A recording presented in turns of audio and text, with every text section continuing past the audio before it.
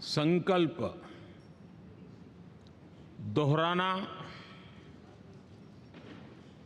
फिर एक बार संकल्पबद्ध होना और उसको परिपूर्ण करने के लिए जी जान से जुटने के इरादे से नए भवन की तरफ प्रस्थान कर रहे हैं।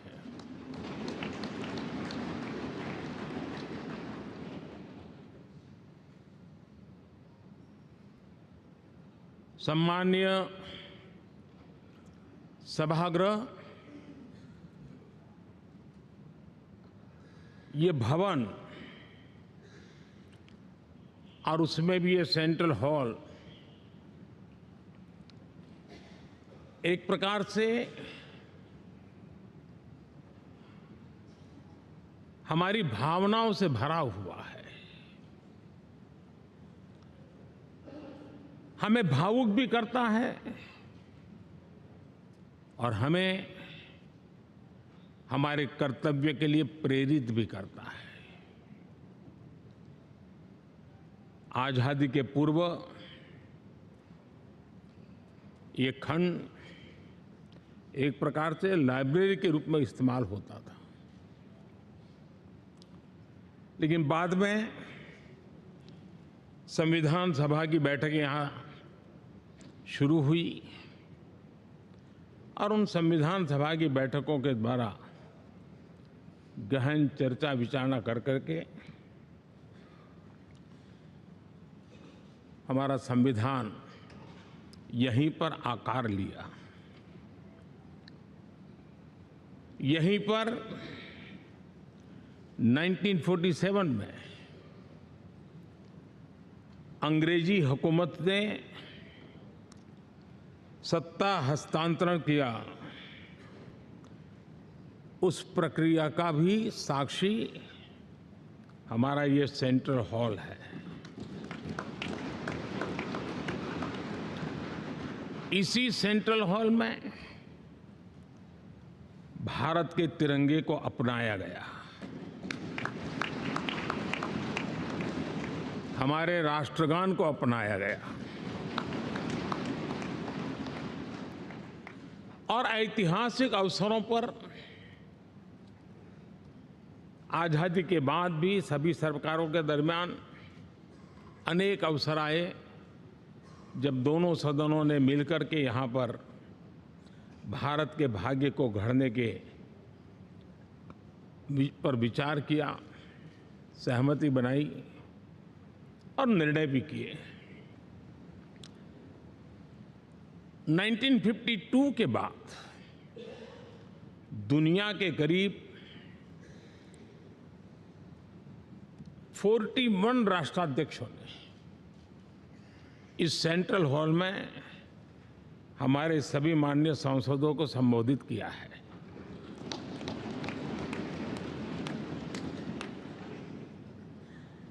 हमारे राष्ट्रपति महोदयों के द्वारा 86 बार यहां संबोधन किया गया है।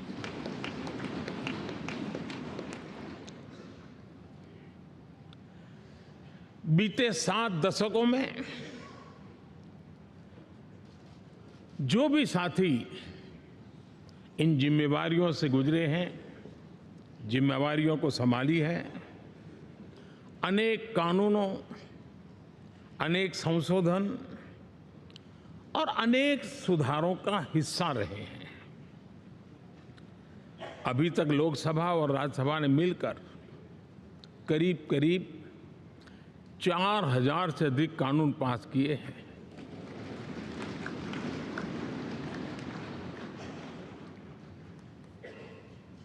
और कभी जरूरत पड़ी तो ज्वाइंट सेशन के माध्यम से भी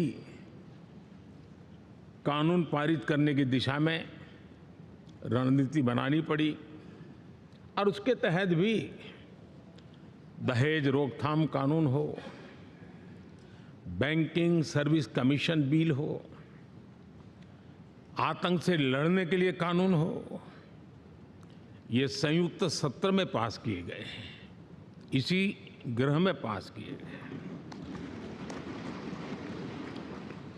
इसी संसद में मुस्लिम बहन बेटियों को न्याय की जो प्रतीक्षा थी, शाहबानो केस के कारण कुछ गाड़ी उल्टी पार्टी पर चढ़ गई थी। इसी सदन ने हमारी उस गलतियों को ठीक किया और 3 तलाक विरुद्ध कानून हम सब ने मिलकर के पारित किया। संसद ने बीते वर्षों में ट्रांसजेंडर को न्याय देने वाले कानूनों का भी निर्माण किया।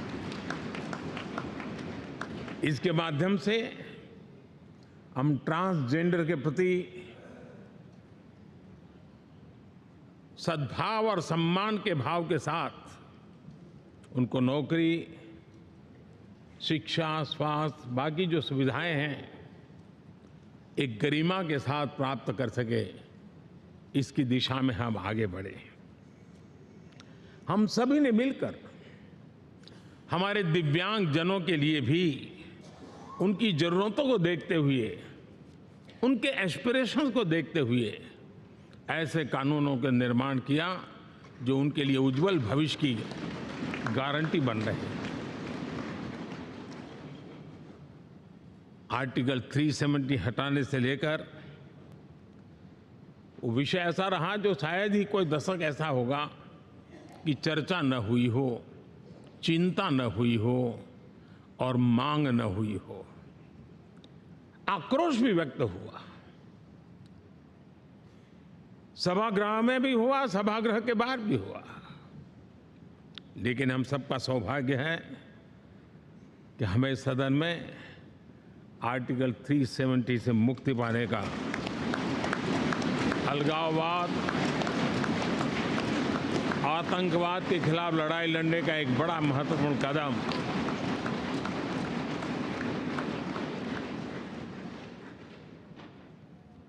और इस महत्वपूर्ण काम में माननीय सांसदों की, संसद की बहुत बड़ी भूमिका है।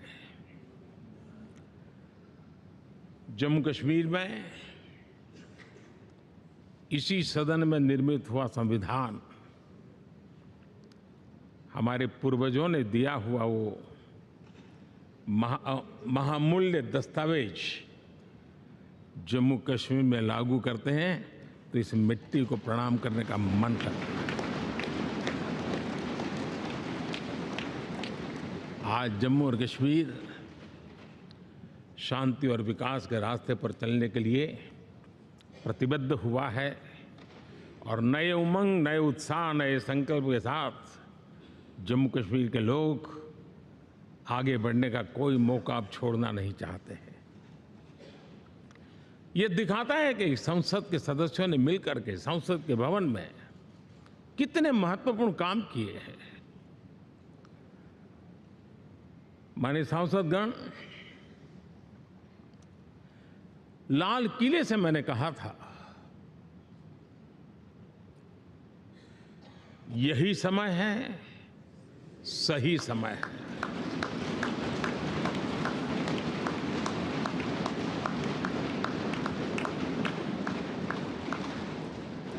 एक के बाद एक घटनाओं की तरफ हम नजर करेंगे।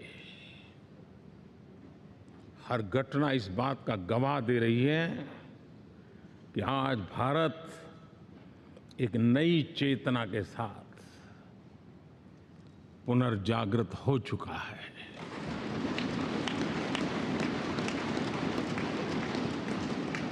भारत नई ऊर्जा से भर चुका है और यही चेतना, यही ऊर्जा इस देश के कोटि कोटि जनों के सपनों को संकल्प में परिवर्तित कर सकती हैं और संकल्प को परिश्रम की पराकाष्ठा कर करके सिद्धि तक पहुंचा सकती है। ये हम देख सकते हैं।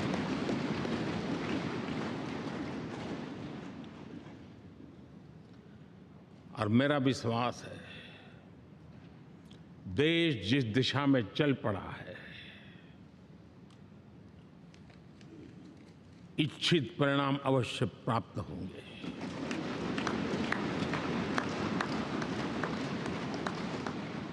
हम गति जितनी तेज करेंगे, परिणाम उतने जल्दी मिलेंगे।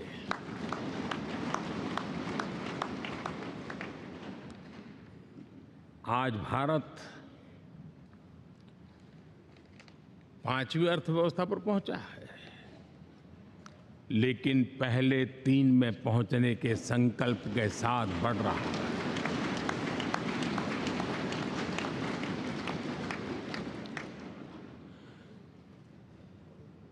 और मैं जिस स्थान पर बैठा हूं, जो जानकारियां प्राप्त होती है, उसके आधार पर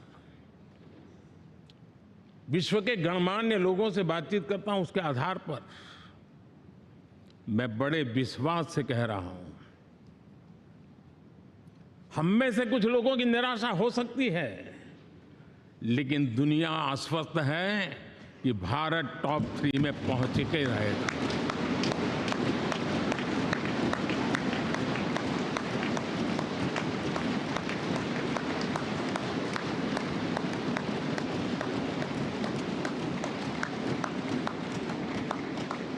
भारत का बैंकिंग सेक्टर आज अपनी मजबूती के कारण से फिर एक बार दुनिया में सकारात्मक चर्चा का केंद्र बना हुआ है।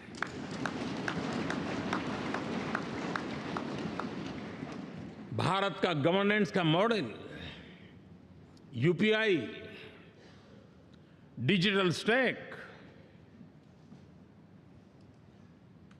मैं इस G20 में देख रहा था, मैंने बाली में भी देखा। टेक्नोलॉजी की दुनिया को लेकर के भारत का नौजवान जिस प्रकार से आगे बढ़ रहा है, पूरे विश्व के लिए कौतुक भी है, आकर्षण भी है और स्वीकृति भी है।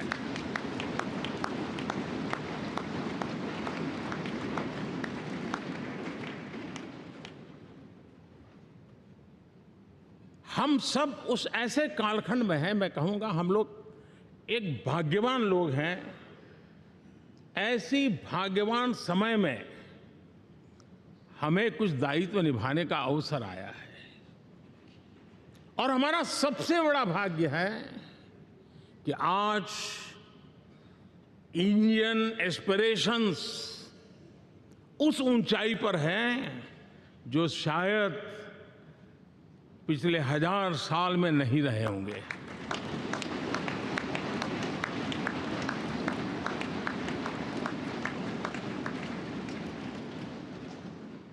गुलामी के जंजीरों ने उसके एस्पिरेशंस को दबोच के रखा था।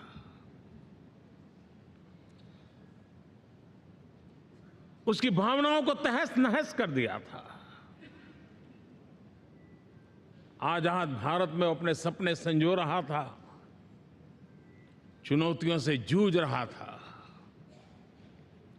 लेकिन मिलकर के आज जहां पहुंचे हैं, अब वहां वो रुकना नहीं चाहता है। वो एस्पिरेशनल सोसाइटी के साथ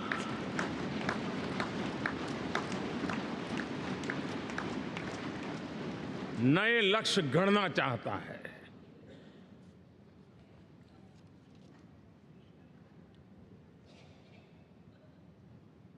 जब एस्पिरेशन सोसाइटी सपने संजोते हो, संकल्प लेकर के निकल पड़ी हो, तब पुराने कानूनों से मुक्ति पाकर नए कानूनों का निर्माण करके उज्जवल भविष्य के लिए एक मार्ग प्रशस्त करने का दायित्व हम सभी सांसदों का सविशेष होता है। संसद में बनने वाला हर कानून, संसद में होने वाली हर चर्चा, संसद से जाने वाला हर संकेत इंडियन एस्पिरेशन को बढ़ावा देने के लिए ही होना चाहिए। ये हम सबकी भावना भी है, कर्तव्य भी है और एक एक देशवासी की हमसे अपेक्षा भी है।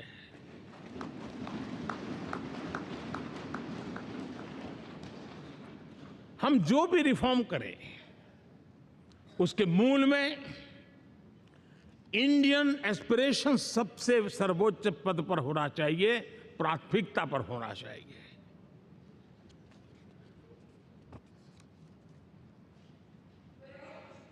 लेकिन मैं बहुत सोच समझ करके कहना चाहता हूं, क्या कभी छोटे कैनवास पर कोई बड़ा चित्र बना सकता है क्या?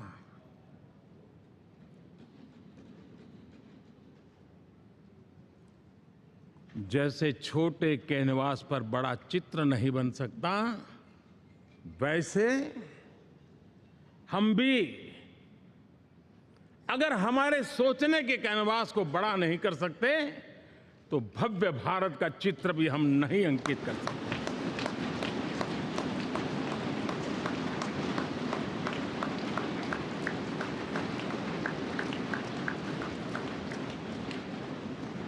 पचहत्तर साल का हमारे पास अनुभव है।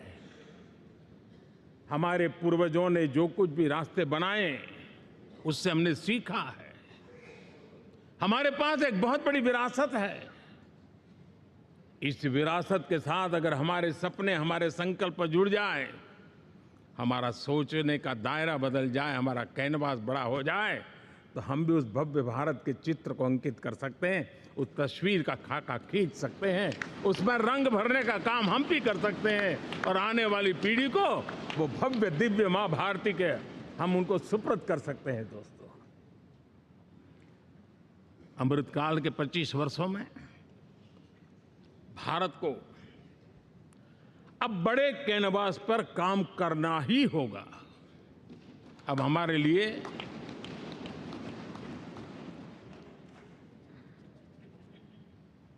छोटी छोटी चीजों में उलझना वो वक्त चला गया है। हमें आत्मनिर्भर भारत बनाने के लक्ष्य को सबसे पहले परिपूर्ण करना चाहिए और हमसे शुरुआत होती है, हर नागरिक से शुरुआत होती है। और आज दुनिया में भी एक समय ऐसा था कि लोग मुझे कहते थे, हमारे बड़े बड़े बुद्धिजीवी और अर्थशास्त्री लिखते थे कि मोदी आत्मनिर्भर की बात करता है तो मल्टीलेटरलिज्म के सामने चुनौती तो बन नहीं जाएगा, ग्लोबल इकोनॉमी के जमाने में ठीक तो नहीं होगा। लेकिन 5 साल के भीतर भीतर देखा, दुनिया भारत के आत्मनिर्भर मॉडल की चर्चा करने लग गई है।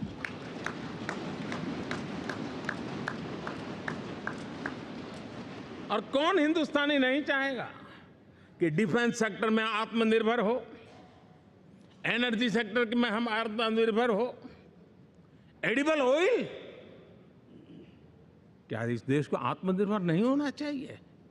कृषि प्रधान देश हम कहते हैं, खाने का तेल क्या देश बाहर से लाएगा? बहुत समय की मांग है कि हमें आत्मनिर्भर भारत को संकल्प को पूरा करना, ये हम सबका दायित्व है। उसमें दल आड़े नहीं आते हैं, सिर्फ दिल चाहिए, देश के लिए चाहिए।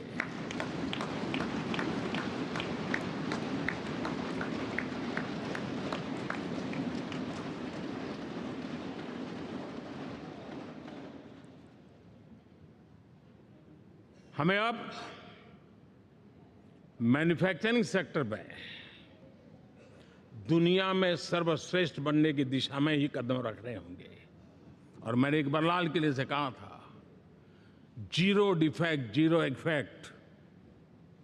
हमारे प्रोडक्ट में कोई डिफेक्ट ना हो, हमारी प्रक्रिया में पर्यावरण पर कोई इफेक्ट ना हो, ऐसा जीरो डिफेक्ट जीरो इफेक्ट वाला हमें दुनिया के सामने मैन्युफैक्चरिंग क्षेत्र में जाना होगा। हमारे डिजाइनर,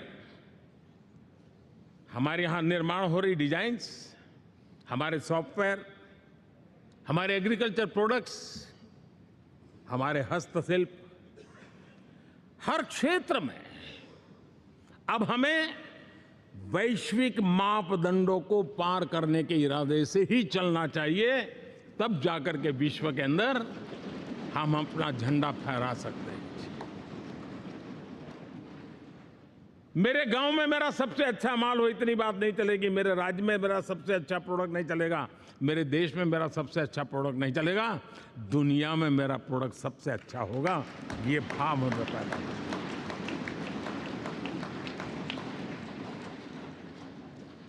हमारी यूनिवर्सिटीज दुनिया के अंदर टॉप रैंकिंग में आए, अभी इसमें हमें पीछे नहीं रहना है।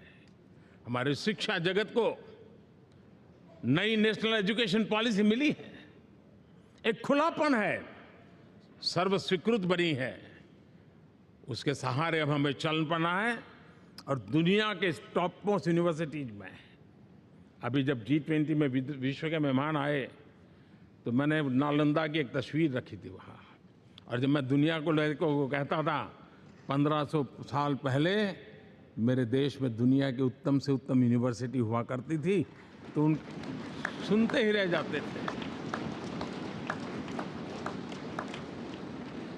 लेकिन हमें उसे प्रेरणा लेनी है, पर प्राप्त तो अभी करके रहना है। ये हमारा संकल्प होना चाहिए। आज हमारे देश का नौजवान खेल जगत के अंदर दुनिया में हमारी पहचान बना रहा है। टियर 2, टियर 3 सिटी से, गांव, गरीब परिवारों से, गांव से देश के नौजवान, देश की बेटे बेटियां आज खेलकूद के जगत जीवन में हमारा नाम रोशन कर रही है। लेकिन देश चाहता है और देश का संकल्प होना चाहिए कि अब खेलकूद के हर पोडियम पे हमारा तिरंगा भी लहराता होगा।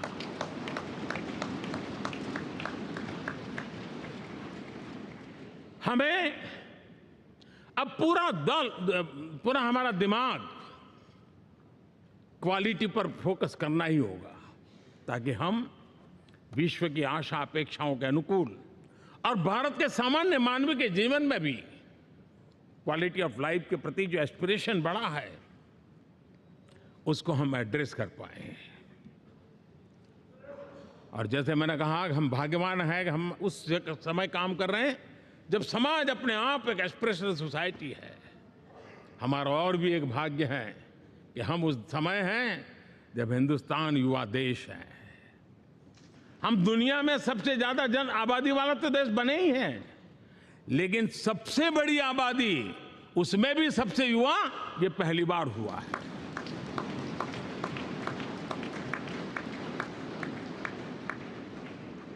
जिस देश के पास ये युवा शक्ति हो, युवा सामर्थ्य हो, तब हमें उसकी टैलेंट पे भरोसा है, हमें उसकी संकल्प शक्ति पे भरोसा है, उसकी साहस में हमें भरोसा है।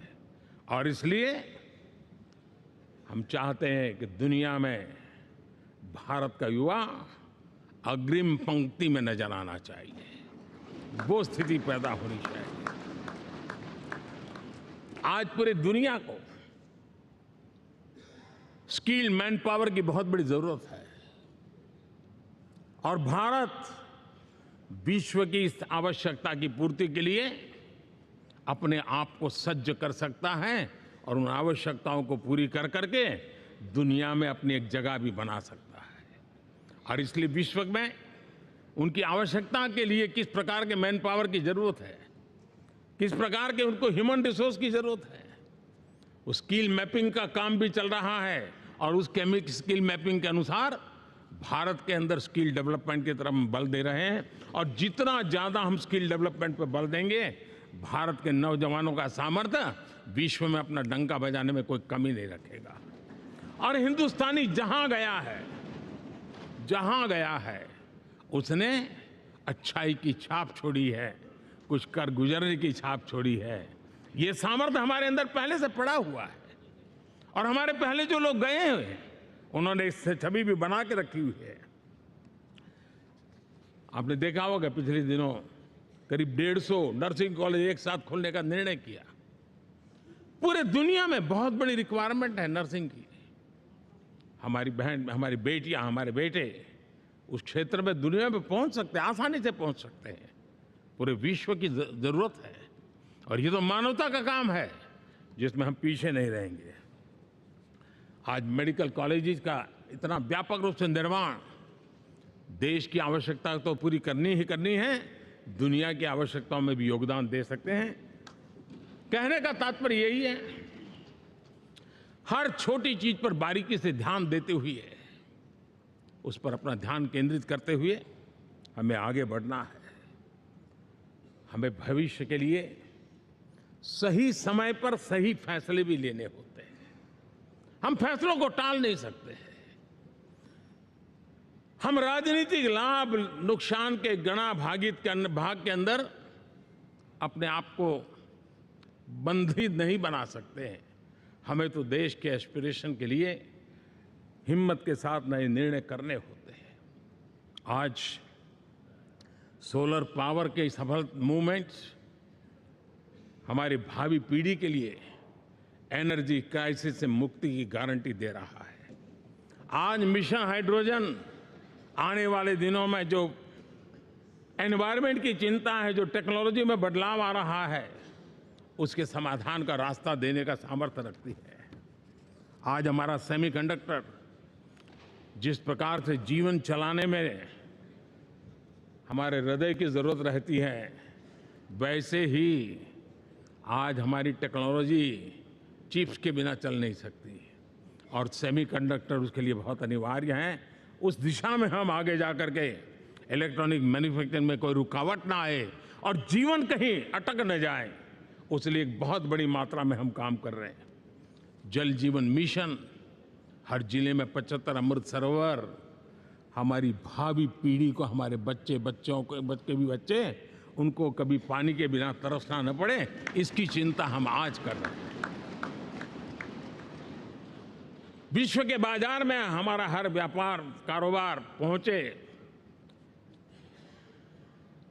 कॉम्पिटिटिव ताकत के साथ खड़ा रहे, लॉजिस्टिक सिस्टम को और अधिक कम खर्च वाला बनाना, एफिशिएंट बनाना, उस दिशा में हम बहुत नीतियां लेकर के चल रहे हैं। आज समय की मांग है कि भारत का एक ऐसा भारत का हम निर्माण करें। नॉलेज, इनोवेशन, ये समय की मांग है और दुनिया में हमें अग्रिम पंक्ति में जाने का ये रास्ता भी है। और इसीलिए पिछले हमने समय नेशनल एजुकेशन पॉलिसी के साथ साथ टेक्नोलॉजी के बढ़ावे के लिए हमने रिसर्च और इनोवेशन का एक कानून भी पारित किया है, ताकि हमारे देश के नौजवानों को इस इनोवेशन के और चंद्रयान 3 की सफलता के बाद देश के नौजवानों के मन में विज्ञान की तरफ आकर्षण बढ़ रहा है। हमें मौका गंवाना नहीं है। हमारी युवा पीढ़ी को हमने रिसर्च और इनोवेशन के लिए पूरे अवसर देने हैं और इस इकोसिस्टम को बनाने के लिए हमने एक उज्जवल भविष्य के निर्माण की नींव रखी है। आदरणीय बंधुगण, सामाजिक न्याय ये हमारी पहली शर्त है। बिना सामाजिक न्याय, बिना संतुलन, बिना समभाव, बिना समत्व हम इच्छित परिणामों को घर के भीतर प्राप्त नहीं कर सकते हैं। लेकिन सामाजिक न्याय की चर्चा बहुत सीमित बन के रह गई। हमें उसको व्यापक रूप में देखना होगा। हम किसी गरीब को कोई सुविधा दें, किसी समाज में दबे कुचले व्यक्ति को कोई सुविधा दें, वो तो सामाजिक न्याय की एक प्रक्रिया है। लेकिन उसके घर तक पक्की सड़क बन जाए ना, वो भी सामाजिक न्याय के लिए उसको मजबूती देती है। उसके घर के नजदीक में बच्चों के लिए अगर स्कूल खुल जाए तो वो भी उसको सामाजिक न्याय की मजबूती देती है। उसको बिना खर्च अगर आरोग्य में समय की जरूरत पड़े वो मिले, तब जाकर के सामाजिक न्याय की मजबूती मिलती है। और इसलिए जिस प्रकार से समाज व्यवस्था में सामाजिक न्याय जरूरत है, वैसा ही राष्ट्र व्यवस्था में सामाजिक न्याय की आवश्यकता है। अब देश का कोई हिस्सा पीछे रह जाए, अविकसित रह जाए, ये भी सामाजिक न्याय के खिलाफ है। दुर्भाग्य से देश का पूर्वी इलाका, भारत का पूर्वी भाग जो समृद्धि से भरा हुआ है, लेकिन वहां के नौजवानों को रोजगार के लिए दूसरे इलाके में जाना पड़ रहा है। ये स्थिति हमें बदलनी है। हमारे देश के उस पूर्वी भाग को, इलाका को समृद्ध बना करके सामाजिक न्याय की मजबूती भी हमने देनी है। असंतुलित विकास, शरीर कितना भी स्वस्थ क्यों न हो, लेकिन एक उंगली को भी अगर लकवा मार गया है तो शरीर स्वस्थ नहीं माना जाता है।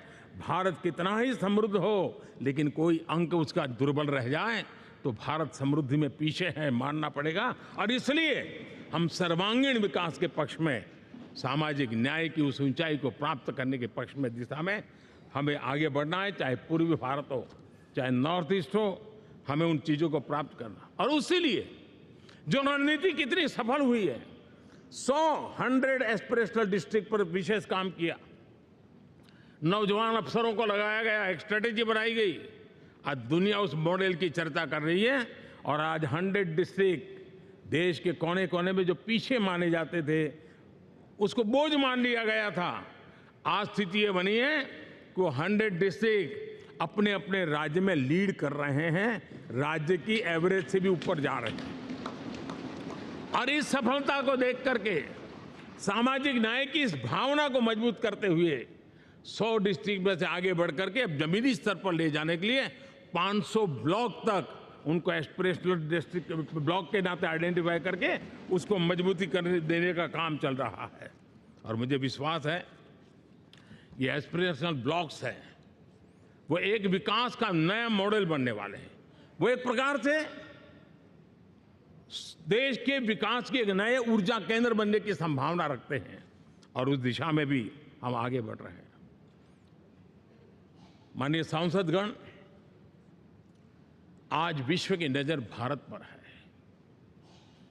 शीत युद्ध के समय हमारी पहचान गुटनिरपेक्ष देश के रूप में रही। उस समय की जो जरूरत थी, उसके जो लाभ होने थे, उस समय से हम गुजरे हैं। लेकिन अब भारत का स्थान कुछ और बना है और इसलिए उस समय गुटनिरपेक्ष की अवस्था आवश्यक होगी। आज हम उस नीति को लेकर के चल रहे हैं, जिस नीति को अगर हमें पहचानना है तो विश्व मित्र के रूप में हम आगे बढ़ रहे हैं। हम दुनिया से मित्रता कर रहे हैं, दुनिया हमारे में मित्र खोज रही है। ये शायद विश्व में एक भारत ने, और दूरी नहीं, हो सके उतनी निकटता, उस रास्ते पर चल करके भी हम अपने विश्व मित्र के रूप में भाव आज सफलतापूर्वक आगे बढ़ा रहे हैं। और मुझे लगता है कि इसका लाभ आज भारत को हो रहा है। भारत आज दुनिया के लिए एक स्टेबल सप्लाई चेन के रूप में उभर रहा है और आज विश्व की ये जरूरत है। और उस आवश्यकता की पूर्ति करने का काम G20 में भारत ग्लोबल साउथ के आवाज बनकर के उभरा है। ये बीज G20 समिट में जो बीज बोया गया है, मेरे देशवासी आने वाले समय देखेंगे कि वो ऐसा वटवृक्ष बनने वाला है, ऐसा वटवृक्ष बनने वाला है, विश्वास का ऐसा वटवृक्ष बनने वाला है जिसकी साया में आने वाली पीढ़ियां सदियों तक एक गर्व के साथ अपना सीना तान करके खड़ी रहेगी। ये मुझे विश्वास है।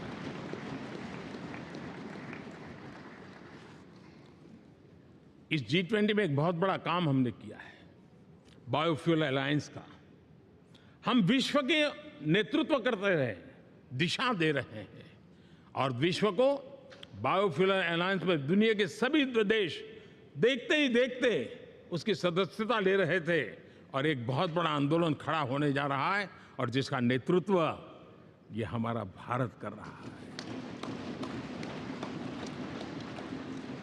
छोटे छोटे महाद्वीप, उनके साथ भी आर्थिक कॉरिडोर बनाने की दिशा में हमने बड़ी मजबूती के साथ कदम उठाए हैं। आदरणीय बंधुगण, आदरणीय उपराष्ट्रपति जी, आदरणीय स्पीकर महोदय, आज हम यहाँ से विदाई लेकर के नए भवन में जा रहे हैं, संसद के नए भवन में बैठने वाले हैं और ये शुभ है, गणेश चतुर्थी के दिन बैठ रहे हैं।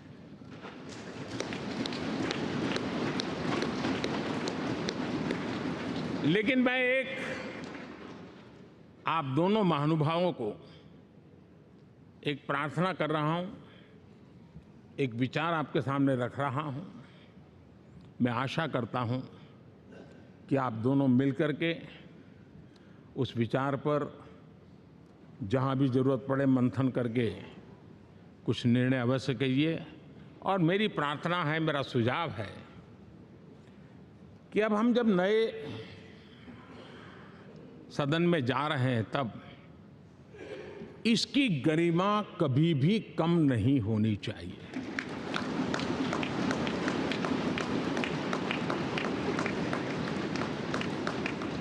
इसे सिर्फ पुरानी पार्लियामेंट कहकर के छोड़ दें, ऐसा नहीं होना चाहिए। और इसलिए मेरी प्रार्थना है कि भविष्य में अगर आप सहमति दे दोनों महानुभाव, तो इसको संविधान सदन के रूप में जाना जाए।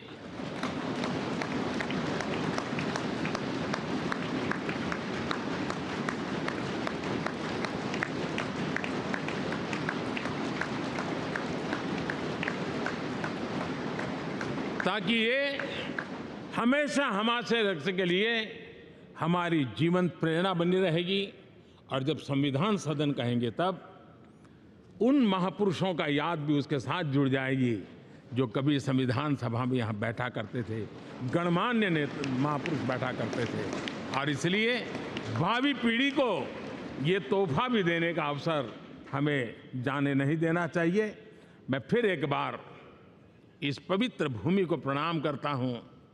यहाँ पर जो तपस्या हुई है, जन कल्याण के लिए संकल्प हुए हैं, इसको परिपूर्ण करने के लिए 7 दशक से भी अधिक समय से जो पुरुषार्थ हुआ है, उन सबको प्रणाम करते हुए मैं मेरी वाणी को विराम देता हूँ और नए सदन के लिए आप सबको शुभकामनाएं देता हूँ। बहुत बहुत धन्यवाद।